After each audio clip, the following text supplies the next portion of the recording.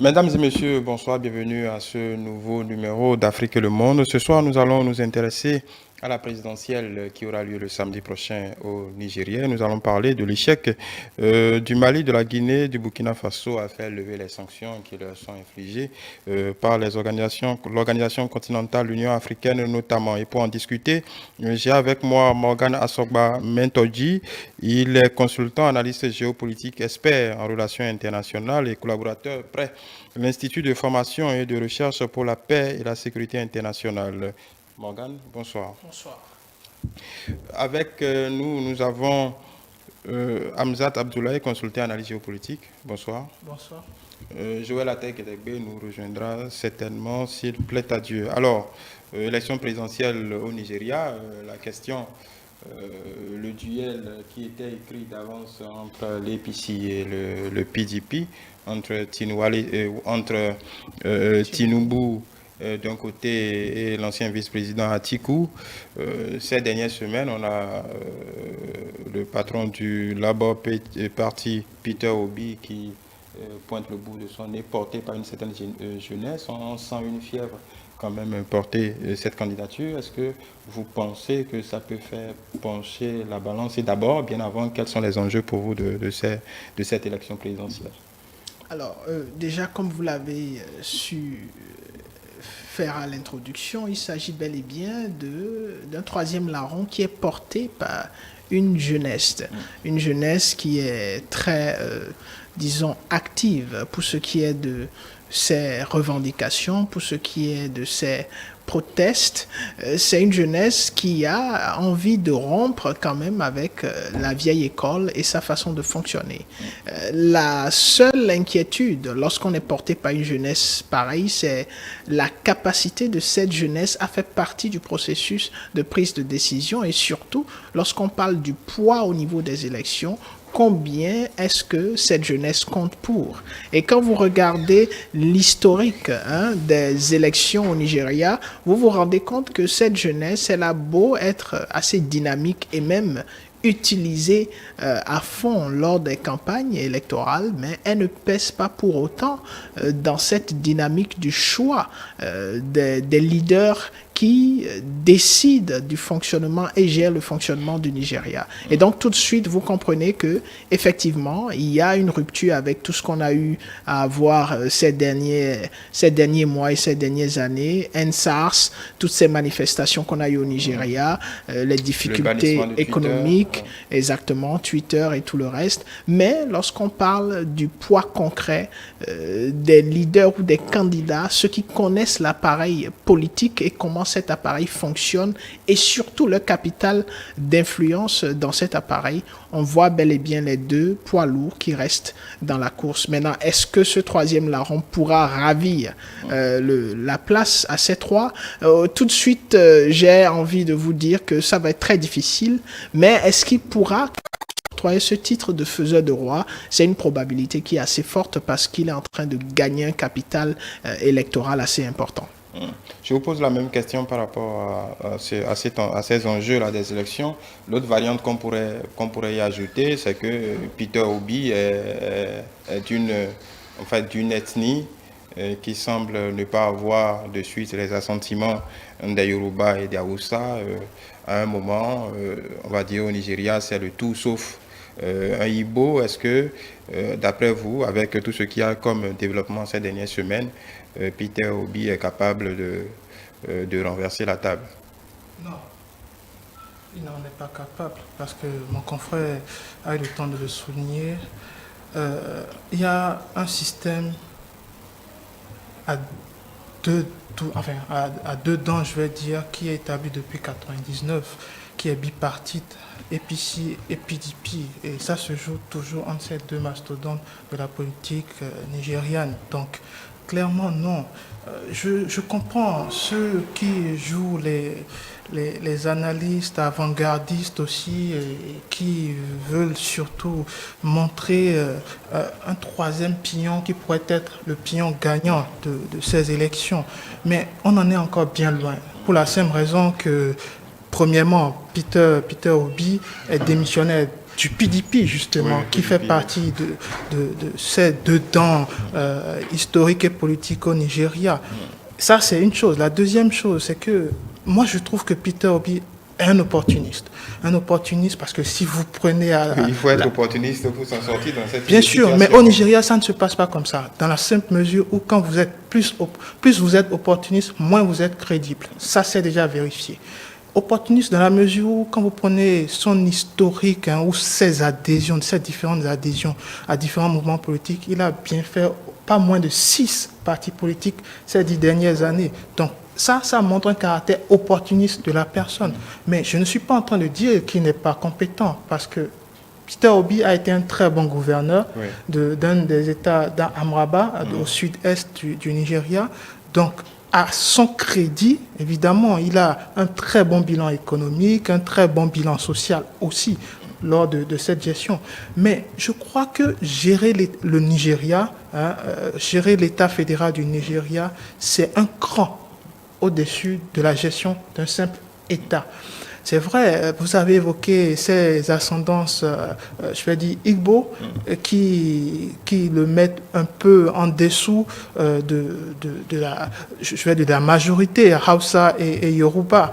Mais ça fait partie d'ailleurs de l'une de ces raisons de démission du PDP. Il évoquait qu'il était censé être celui qui devrait porter la voix du parti, du PDP, ce qui n'a pas été le cas. Et comme il voyait déjà le naufrage en amont, il a préféré se calquer un nouveau parti, le parti des travaillistes en l'occurrence.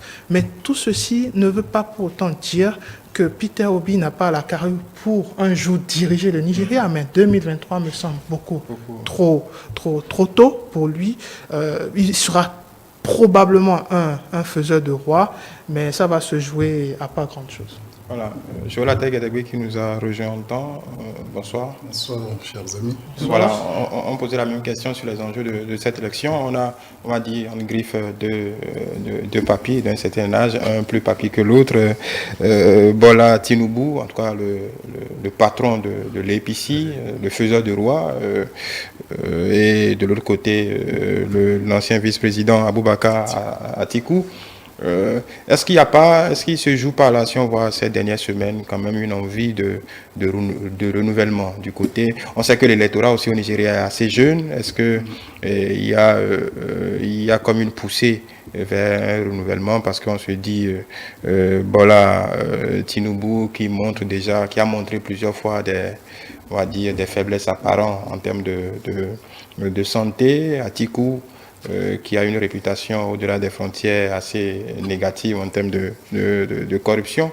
En tout cas, est-ce que cet affrontement, ce duel APC-PDP avec ces deux personnalités ne cristallise pas quelque peu tous les problèmes du Nigeria? Oui, et malheureusement, ce ne sera qu'une vue de l'esprit de vouloir associer la jeunesse montante du Nigeria à l'image de bon gestionnaire. Qui a en plus le défaut rédhibitoire de sortir du sud-est. Oui. Et donc il ne rassure pas les autres s'agissant de la manne pétrolière. Exactement. Et donc ça ne fait pas finalement le troisième larron qui aurait pu rallier modernité, jeunesse, efficacité. Et ça ne serait que partie remise. Et Atiku, est-ce que ce sera enfin la bonne? La bonne, sinon ce serait désespéré pour lui. Oui. Donc j'imagine qu'il va tout jeter dans la bataille. Et c'est deux papis qui essaient de succéder à un papi, en fait. Bon, donc le Nigeria semble plus rassuré de faire avec ça. Avec le papi. Oui, parce que derrière... Des figures rassurantes, on va dire comme ça, pour ne pas être péjoratif. Oui, que les Nigérians ont eu à voir à l'œuvre, en réalité, qui leur ont donné des gages par rapport à un certain nombre de pesanteurs. Enfin, le fédéralisme est là avec ses difficultés, et le partage de la manne pétrolière, malheureusement le problème qui est l'éternel du terrorisme que Boari finalement n'a pas... Justement, on va rester sur cette question. Non, on va rester sur cette question pour faire un tour de table rapidement. C'était un peu la promesse C'était la promesse principale de ramener la sécurité. Bon, on peut raisonnablement dire que sur le front de la lutte antiterroriste, il y a eu quand même un certain endiguement de cette... grâce au concours des pays voisins, le Tchad, ainsi y compris même le Bénin, on l'oublie oui. souvent, hein, le Bénin a envoyé des troupes. Mais au fond, c'est finalement sur le plan de la lutte anticorruption qu'il a eu les résultats les plus inattendus. Déjà sur le plan de la restructuration économique du Nigeria. Voilà, déjà sur le plan sécuritaire, vous allez réagir rapidement là-dessus. On a vu le fléau de l'insécurité se déplacer du front terroriste vers, en tout cas, on va dire le front civil, où il y a régulièrement des foires d'empoignades, des hordes d'envahisseurs, de kidnappeurs. C'est devenu réellement sur les États du Nord, du Sud-Ouest. Donc ça questionne la gouvernabilité du Nigeria au quotidien.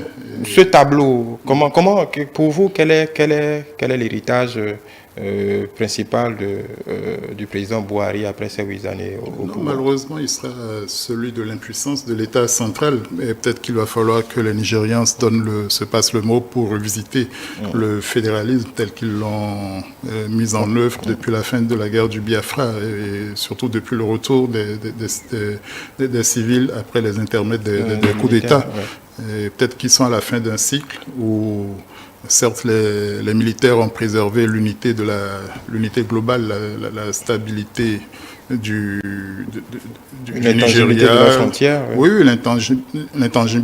l'intangibilité des frontières intérieures. Ouais. Même la puissance du Nigeria vis-à-vis de ses rivaux africains que sont l'Égypte et surtout l'Afrique du Sud. Ouais. Donc de ce point de vue, c'est un bilan plutôt positif. Mais les questions restent entières à l'intérieur. Et il va falloir probablement mettre en place maintenant un nouvel agenda et envisager une redistribution des cartes au-delà de l'ancien arrangement qui a permis au pays de tenir jusque-là. Morgana Sobametondi, pour vous, quel bilan peut-on faire, même si on ne peut pas résumer 8 années de Et puis le Nigeria a perdu sa superbe de puissance sous-régionale en Afrique de l'Ouest. Justement, je voulais poser cette question. Oui, en termes d'influence, même sur le plan sous-régional, on sait que le président Buhari n'est pas très invasif en termes de politique extérieure.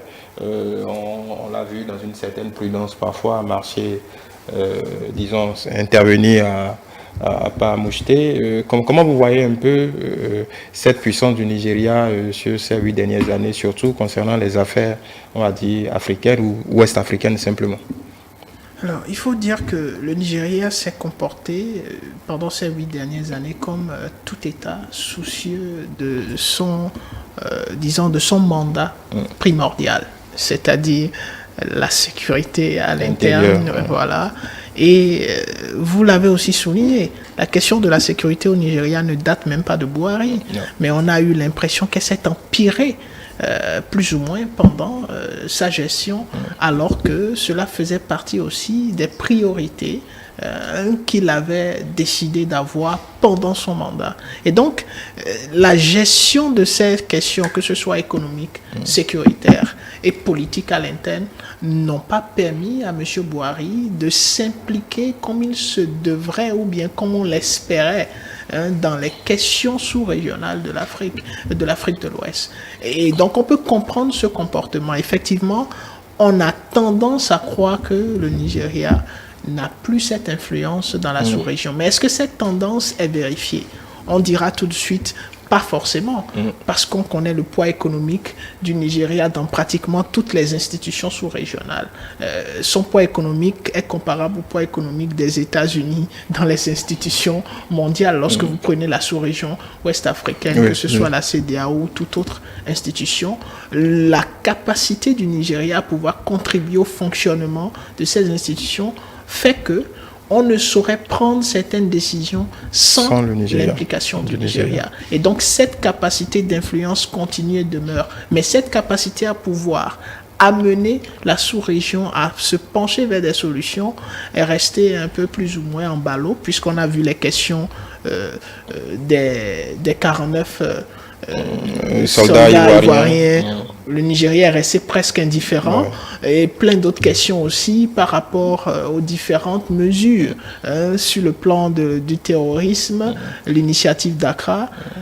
Le Nigeria n'est pas forcément... Oui, justement, c'est peut-être ça qui interroge le plus avec les moyens que le Nigeria y met, avec, disons, l'expérience que ces troupes, qu'on le veuille ou non, ont dans la gestion de ce type de crise. Est-ce qu'on n'est pas quelque peu resté sur notre faim quant à l'implication du Nigeria? Oui, probable qu'on soit resté sur notre faim, mais il faut regarder aussi ce qui s'est passé au Nigeria. Vous savez, déjà, l'aspect économique a été très éprouvé au Nigeria durant ces 2 mandats, surtout le dernier mandat, où on a vu de grosses vagues de protestations dans les rues. On a même vu la question même de la sécurité qu'il essayait de résoudre avec les SARS, qui avaient un pouvoir assez impressionnant pour ce qui est des libertés publiques, et la population s'est soulevée. Donc, même sa santé a été touchée. À un moment donné, on avait même des informations plus ou moins qui circulaient sur le fait qu'il ne serait plus peut-être et que c'était un imposteur. Donc, ça veut dire qu'il a été éprouvé aussi bien sur le plan institutionnel que sur le plan individuel pendant ses mandats, et ce qui ne le permettait pas de regarder forcément ce qui se passe en dehors du Nigeria, qui à lui seul constitue quand même plusieurs États, si on doit y penser de plus près. Voilà, exactement. Hamzat Abdoulaye, Morgan parlait de difficultés économiques. On y est avec ce cafouillage de la Banque centrale du Nigeria, où certaines coupures sont littéralement interdites. Je pense que c'est la coupure de 200 naira qui est complètement interdite. Il y a une restriction. Ils ont voulu réintroduire encore. Voilà. Il y a la restriction qui est faite littéralement, en tout cas aux entreprises, de racheter du dollar. En tout cas, on sent bien que le pays traverse une de ces pires crises de ces 15 ou 20 dernières années. Est-ce que, on ne va pas résumer les 2 mandats de Buhari, ce qui se passe en ce moment qui est assez difficile pour les populations, mais pour vous, quel est, si on devait retenir, si on devait garder un marqueur principal de ces 2 mandats du président Buhari, que diriez-vous? Je dirais simplement que les 2 mandats de Buhari se sont limités en une série consécutive de luttes contre beaucoup de choses. À la fin, il n'a pas eu le bilan escompté. Il y a eu la lutte contre le terrorisme, la lutte sécuritaire aussi, parce que quand on évoque le défi sécuritaire, ce n'est pas seulement sur les frontières du Nigeria, même à l'intérieur du Nigeria, il y a plusieurs cas de kidnapping qui ont d'ailleurs des origines troubles jusqu'à l'heure où nous parlons. Le phénomène s'est d'ailleurs aggravé.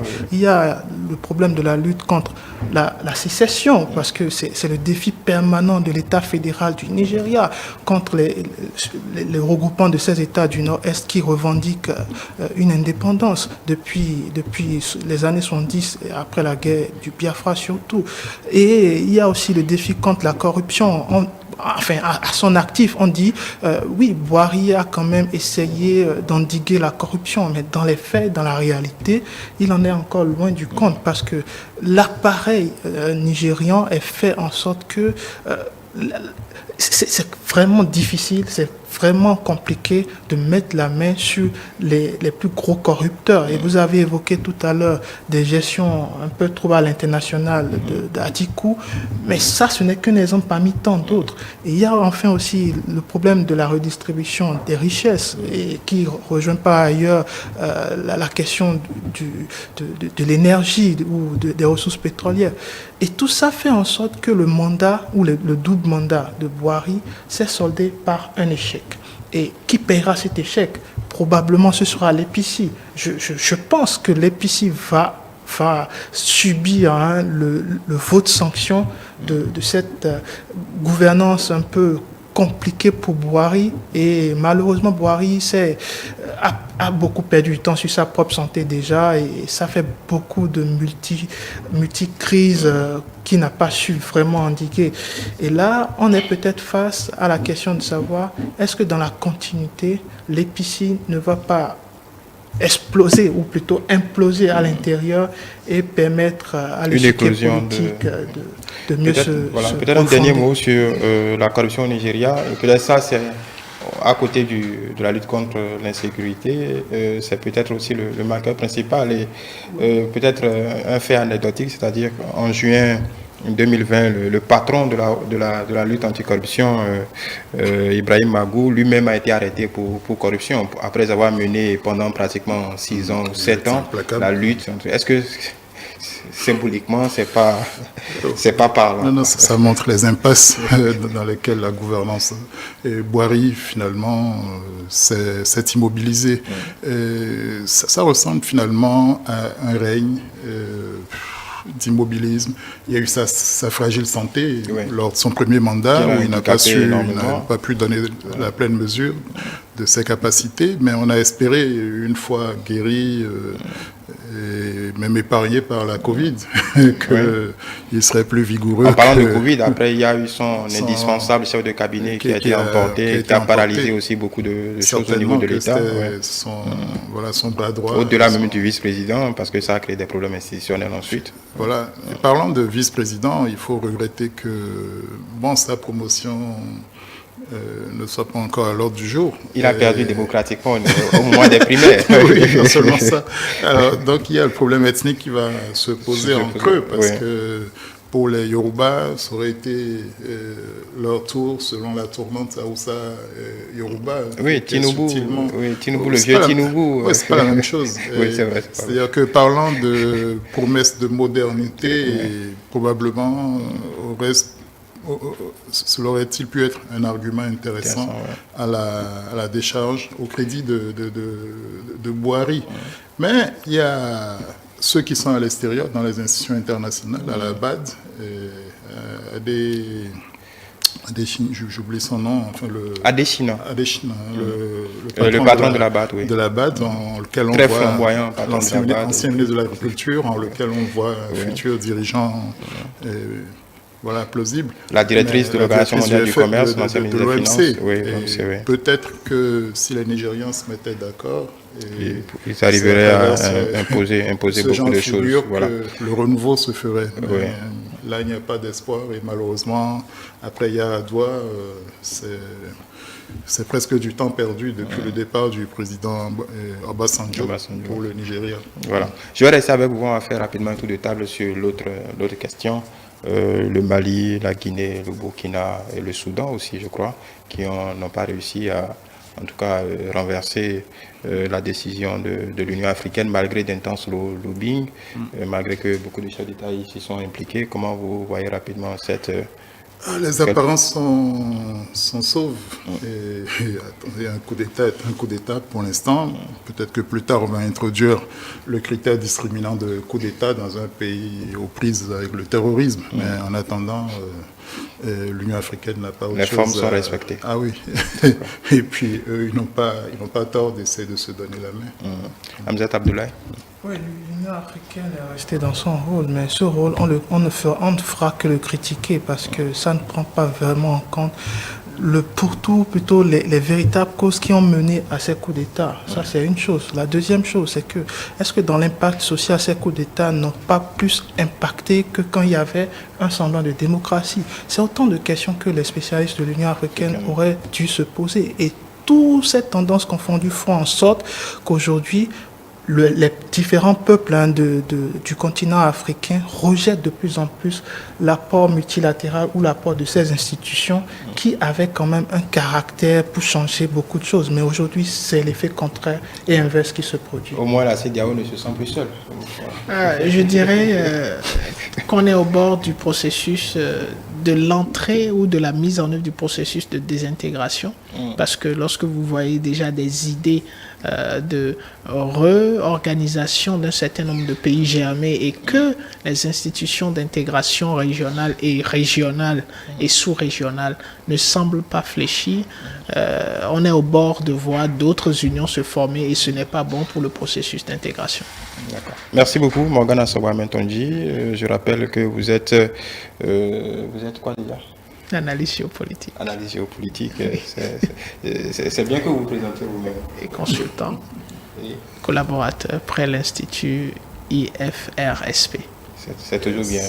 On changerait les rôles une fois. À taille sur la taille Expert en gouvernance, ça va. Expert en gouvernance, ça va. On laisse les autres casquettes. Oui. Consultant et analyste politique. Merci beaucoup pour votre participation pour ce numéro. On se retrouve vendredi prochain pour d'autres développements. Merci de nous avoir suivis. Et n'hésitez pas à retrouver ce format et toutes nos productions sur notre site internet E-Télé Bénin, notre chaîne YouTube du même nom, notre compte Twitter E-Télé Live et notre compte Facebook E-Télé en direct.